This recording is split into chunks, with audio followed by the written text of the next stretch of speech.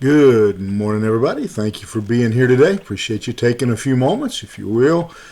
Like, share, comment on the post, and then if you like, you can join me in Genesis chapter number 2, and we will be looking at verses 8 through 14 this morning.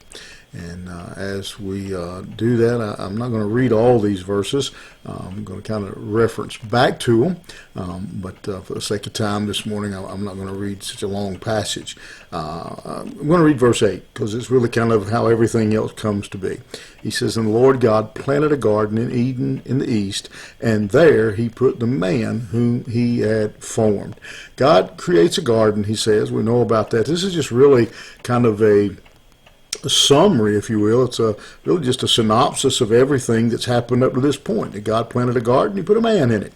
Now, it doesn't give us all the details about water and plants and animals. It just, God created a garden, and he put a man there. And again, so this is just kind of a summary statement of everything that's happened up to this point.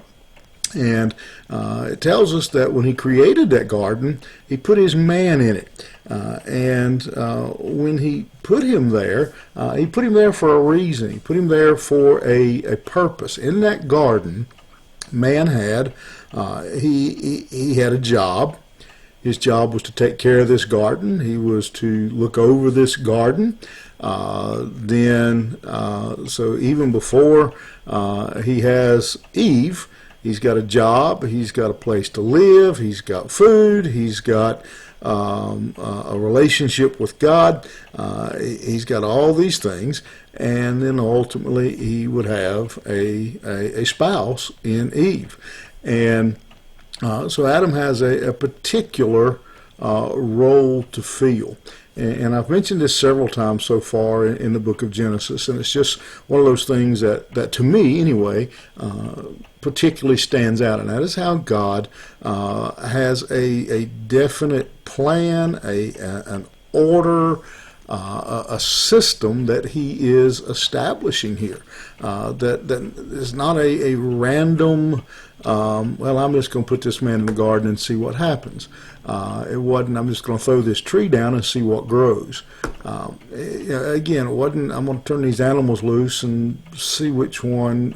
Nothing was random in what God created. Things were created in an order. He didn't create man, he didn't create animals until he had separated the water from the land, till he had provided the atmosphere, till he had provided fruits and vegetables for him to eat.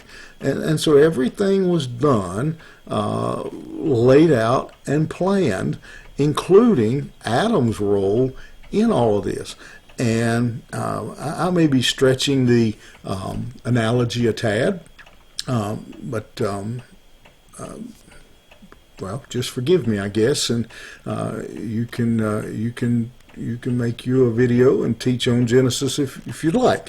But in this one, I'm going to make this statement. Just as Adam had a garden, and he had a function to fulfill, he had responsibilities, he had things to care for, things to do. I believe God gives every one of us. And if you've heard me preach or teach in the past, you've heard me say one of the mistakes I think we often make is we talk about, well, God calls preachers or God calls missionaries. I agree, he does.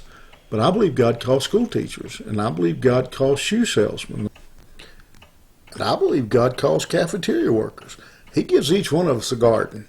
Just as he put Adam in this garden with a particular function, a particular purpose, and a plan, God has a plan for you.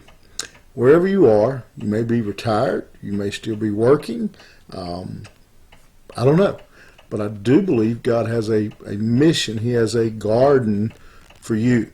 There are people that you know that the preacher will never know. There are people you know that will never come into contact with a missionary or a Gideon or an evangelist, but they'll meet you, and you'll have the opportunity to tell them about Jesus Christ. You'll have an opportunity to lead them to the Lord. The question this morning is, just like Adam, is what are we doing with our garden? I love there's no saying I heard, I don't know who said it the first time. It says, bloom where you're planted. Bloom where you're planted. Wherever you are, wherever God has placed you and put you, are you living out His design for your life? Are you being obedient to His will, His design for you? Adam had a job to do, and so do you. Think about it. Have a good one. We'll see you here tomorrow morning.